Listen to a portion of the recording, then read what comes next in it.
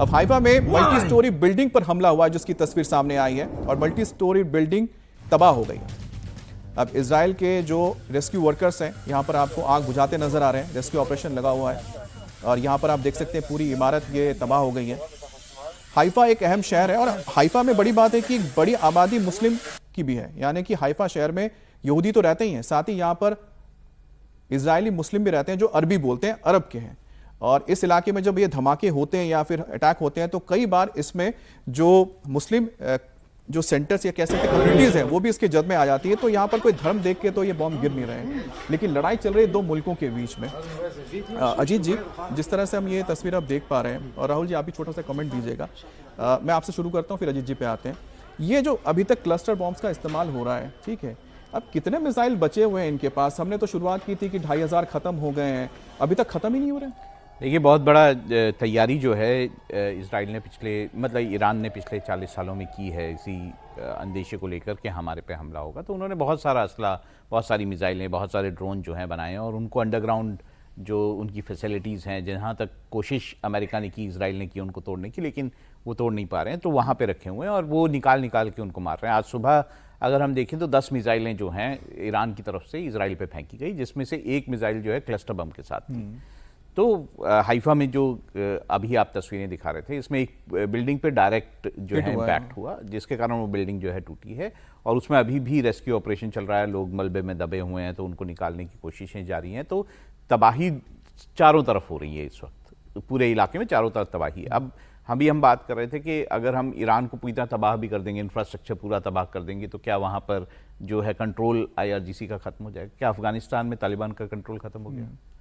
उन्होंने तो सब कुछ तबाह कर दिया ना वहाँ, सब कुछ, तो इंफ्रास्ट्रक्चर में क्या बचा वहाँ? तो क्या खत्म हो गया? तो ये सोचना अमेरिका का, ये सोच कि वहाँ इंफ्रास्ट्रक्चर तोड़ देंगे, सब कुछ खत्म कर देंगे। हम तो ये चाहते हैं कि जो बातचीत चल रही है विटकॉफ साहब की और साथ में आगरागाची साहब की, उनके बीच में कहीं सुलह हो जाए। और हालात एक बताइए कि ये हालात 1989 से पहले वाला बनता क्यों नहीं? क्योंकि मैं इजराइल को देख रहा हूँ कि इजराइल से तो हथियार जाते थे, ईरान में इतने अच्छे संबंध थे, अरब के साथ संबंध अच्छे नहीं थे, लेकिन ऐसा क्या हुआ कि एक देश कई हजार किलोमीटर दूर है, दोनों के बीच कोई सीमा भी नहीं मिलते, लेकिन आपस में लड़ रहे हैं? ऐसा क्या हो गया, क्या बदल गया? ये हर कोई जानना चाहते हैं, बातचीत से मसला क्यों नहीं हल होता? नहीं, एक तो इसमें दो चीजें बहुत ध्यान से समझने की जरूरत है। एक तो इजराइल को उस इलाके में अपना वर्चस्व कायम करना है, सुपर पावर बनना है अकेला, और उसको ये समझ आ गया है कि ईरान को नष्ट किए बगैर, उसकी सारी कैपेबिलिटी समाप्त किए बगैर, उसको इस हालत में पहुंचा दिए बगैर कि वो वापसी न कर सके, सुपर पावर बनना है उस इलाके में इजराइल को अकेला।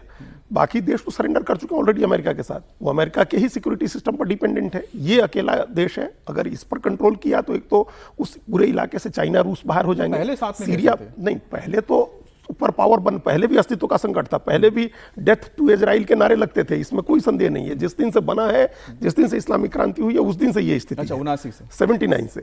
तो ये अब एक उसकी अपनी सुपर पावर बनानी है। ये अमेरिका भी चाहता है कि एक सुपर पावर वहां बन जाए। दूसरा, अमेरिका का जो एनर्जी डोमिनेंस की चाहत है, वो एनर्जी डोमिनेंस चाहता है, और वो तब तक संभव नहीं है जब तक खाड़ी के पूरे तेल पर उसका कब्जा नहीं होगा। उसके पास खुद ही सबसे बड़ा तेल का वो रिफाइनर है, सबसे बड़ा अमेरिका, सबसे ज्यादा तेल उत्पादक देश है।